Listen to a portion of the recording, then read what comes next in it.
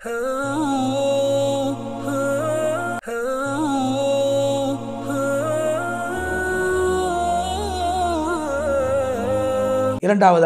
புனித மதீனா முனவ்வராவுடைய ஹுத்பாவை ஹத்தீப் அஹ்மத் பின் அலி அல் ஹுதைஃபி ஹஃபிதஹுல்லாஹ் அவர்கள் திறந்தார்கள்.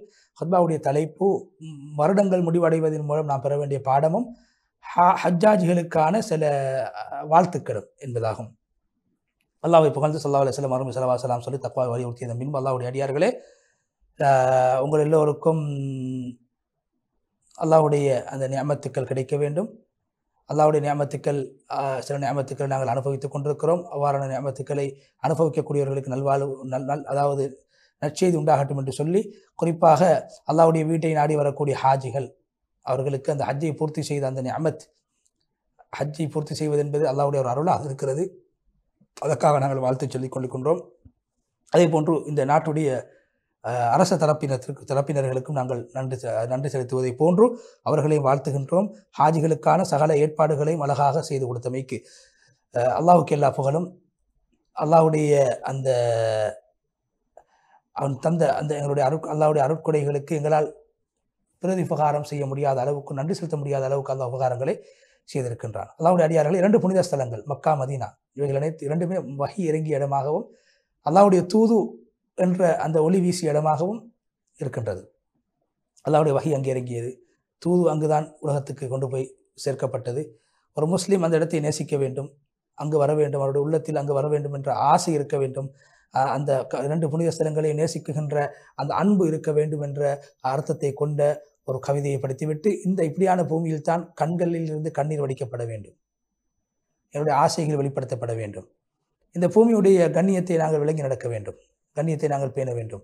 ஏன் ஹஜ்ஜுடைய மாதமும் கண்ணியமான மாதம், இந்த இடமும் கண்ணியமான மாதம், நாங்கள் வந்திருக்கக்கூடிய அமலும் கண்ணியமான ஒரு அமல்.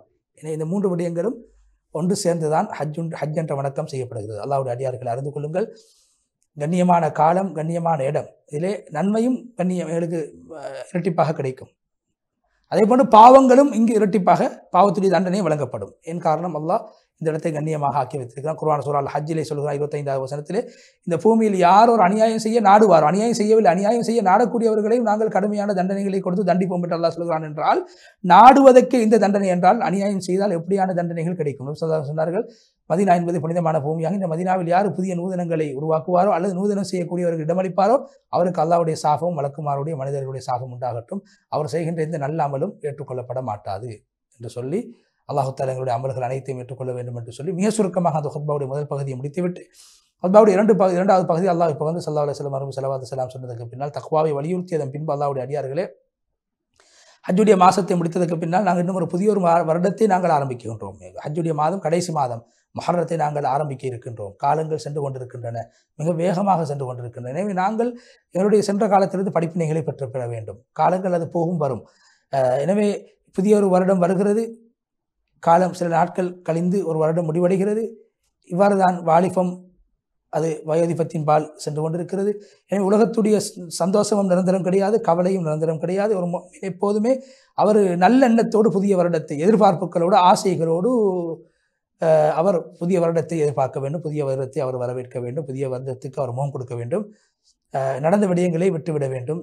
சென்ற வருடம் அது சென்று விட்டது, அது வருடத்தின் மூலமாக பாடங்களை பெற்று புதிய வருடத்தை நாங்கள் சந்தோஷமாக எதிர்பார்க்க வேண்டும், வரவேற்க வேண்டும் என்ற கருத்தை சொல்லி நபி ஸல்லல்லாஹு அலைஹி வஸல்லம் அவர்கள் மீது அதிகமாக ஸலவாத்து ஸலாம் சொல்லுங்கள் என்று சொல்லி, ஸலவாத்து சொல்லி நீண்டதொரு துஆவையும் செய்து ஹத்தீப் அஹ்மத் பின் அலி அல் ஹுதைஃபி ஹஃபிதஹுல்லாஹ் அவர்கள் முழுமையாக அந்த சாராம்சமான சுருக்கமான ஹுத்பாவை விட்டும் விடைபெற்று சென்றால், அடுத்ததாக நேர்களுக்கு நாங்கள் புனித மஸ்ஜிதுல் அக்ஸாவுடைய ஹுத்பாவை மொழிபெயர்க்க இருக்கின்றோம். அதற்கு முன்னால் ஒரு இடைவேளை.